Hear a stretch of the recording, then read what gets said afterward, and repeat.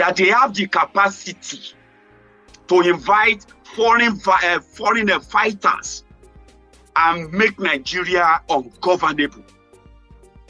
Do you understand that?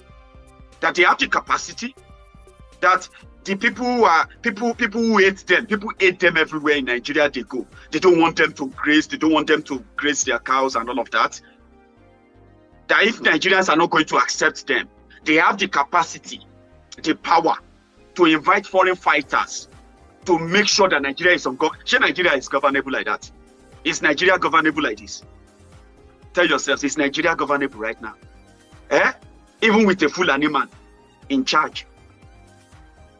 But we are not going to let them come to Yoruba land with those guns and be attending meetings in those ragtag military fatigue. Terrorists sitting down, speaking with confidence. No, it's not going to happen in Yoruba land. Before it gets to that stage in Yoruba land,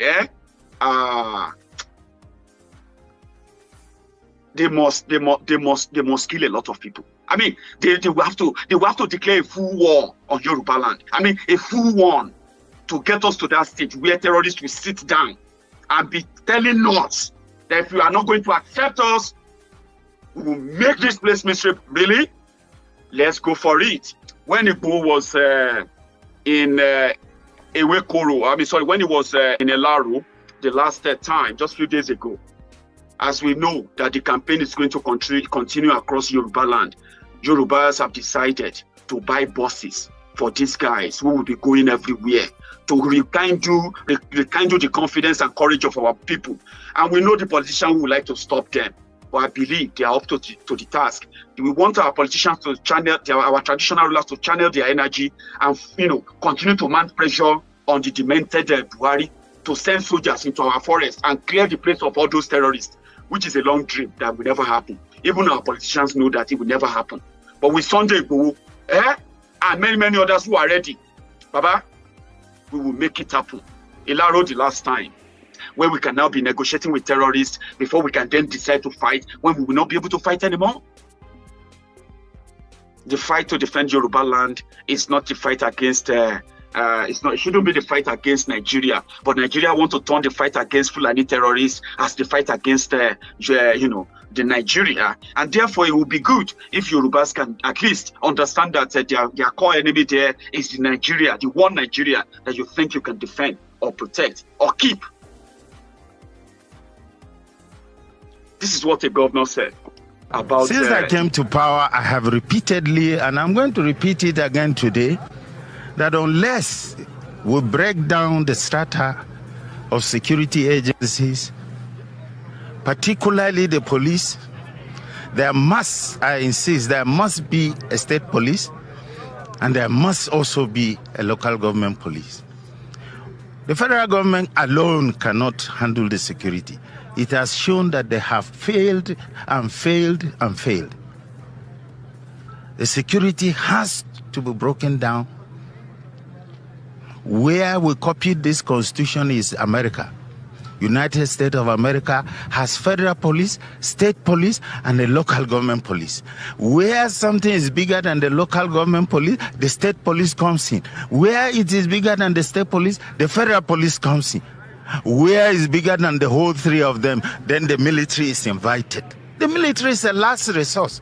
But ours here is the military that is the first resource, because we have woefully failed. And I'm calling on the APC government to take this seriously and find a solution to it. And I'm calling on all politicians, both APC, PDP, and all of us that are in position of power to seriously look at the security edges. In this state, I've lost so many people I can't count. This is a chairman. I lost my own member, House of Assembly, Hosea Ibi, and too many others to mention. And as I speak to you, there is tension in the Southwest. Do we continue to sleep and keep quiet as if nothing is happening? Something is happening which is desperately needs an answer. I'm calling on the federal government, all the people that matter at the authority, those who should check our constitution are the senators and members of House of Representatives. They should look into the Constitution with the view of amending it immediately. That is what I would say on this issue of security. We need to tackle. That's a governor of a state, and I think it's the governor of Taraba or thereabout. Yeah, the situation has gone beyond control, and they all know there is tension in Yoruba land. There is tension in Southwest. This tension, right, is caused by the invading, marauding, criminal Fulani terrorists. Do you get that now? We must be very, very clear. The tension is not that Yorubas woke up one day and said they don't want to see Fulani anymore. We have endured. We have paid ransoms. Professors of, professors of our higher school learnings have been killed. They didn't respect a first-class Oba, Olufon, when they kidnapped him, tortured him, collected ransom, and killed him. Yorubas didn't wake up just one day and say, yeah, Fulani terrorists should leave our forests. No. While they are dealing with our farmers in our forests, killing our farmers in our forests, destroying our farms and all of that, leading us into complete food famine, starvation and hunger, destroying us economically, they haven't stopped. They have now joined, they have now jumped onto our motorways, our expressways, kidnapping our people, marching them in kilometers into the forest, torturing them, raping them, and demanding for ransom. They kidnapped lecturers from, Obafemi Awolowo University. They killed a lecturer in Ekiti. Killed the daughter of Afenifere leader, Papa Shoroti. Went into Paolufalaye farm, destroyed it, killed his driver, killed his other handman in that farm. Nobody was arrested. Nobody was prosecuted because they have the power that be. We didn't just wake up. So there's problem. There's tension. And that tension is brought about by those who are armed.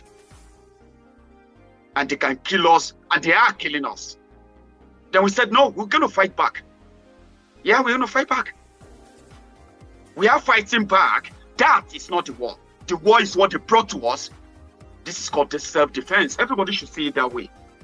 Whoever doesn't is the enemy within. We should all be very, very careful of. And when they talk, you don't listen to them. Their opinions don't count because they don't care about human life. They don't care that people lose something, right? As long as it's not happening to them, well, you know, it is all right. It is not all right.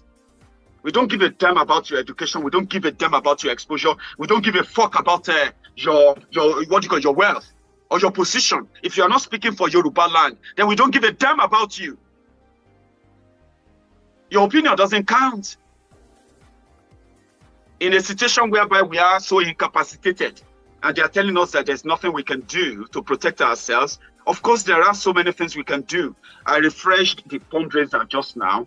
When I started this broadcast, the fundraiser was around £9,800.